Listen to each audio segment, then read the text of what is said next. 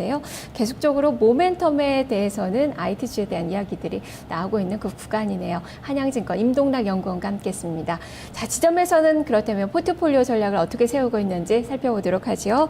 우리투자증권 강남 대로 지점으로 가보겠습니다. 길계선 부장입니다. 부장님 안녕하세요. 네, 안녕하십니까? 네, 오늘 포트 전략에 있어서는 어떤 기준이 좀 필요할까요?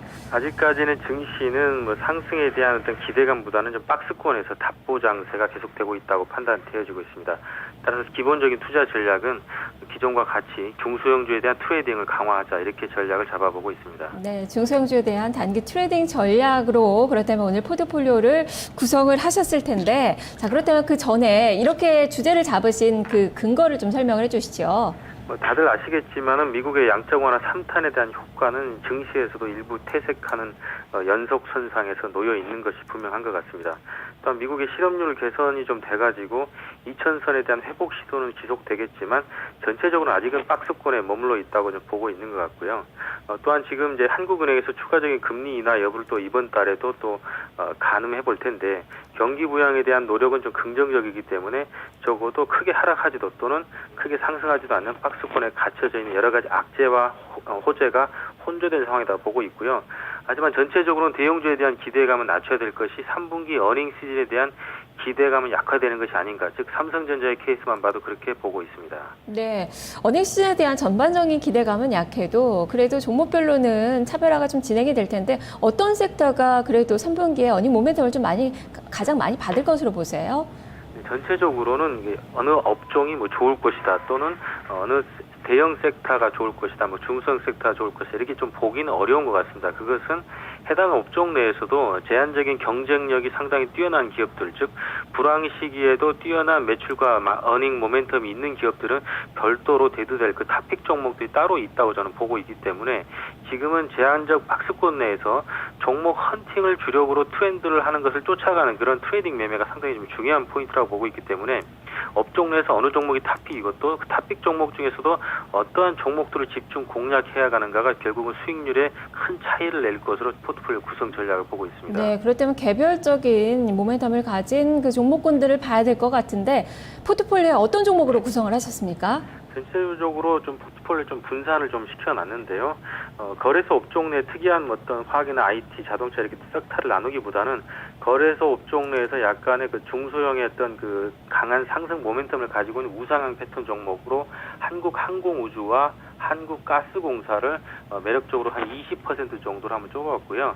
그 다음에 이제 소재 업종의 한 20%, 게임 업종의 한 20%, 코스닥의 한 20%에서 현금은 10% 정도만 분류를 해봤습니다.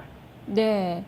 이렇게 된다면은, 전반적으로 이 종목들이 어떤 종목들이 이렇게 꾸려지는지가 이제 중요할 텐데, 이렇게 그 종목을 제시하신 그 근거가 있으세요?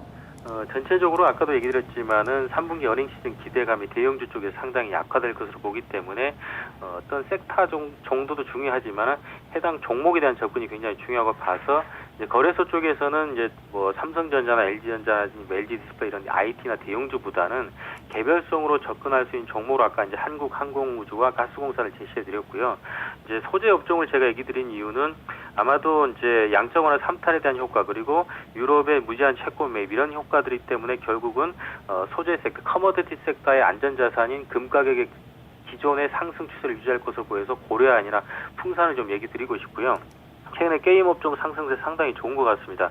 게임하이나 게임빌, 위메이드 같은 종목들이 우상향 패턴의 가장 안정적인 형태를 보일 것으로 전망하고 있고요.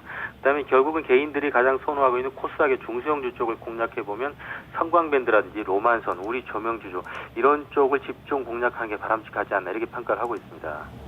네, 지금 다시 한번 이 포트폴리오 비중을 조금 정리를 좀 해봐야 될 것 같은데 거래소의 20%, 소재업종의 20%, 게임의 20%, 코스닥의 20% 하면 현금이 20%인 거지요? 네, 그렇습니다. 현금이 한 10 내지 20% 정도로 분류하시면 되겠고요.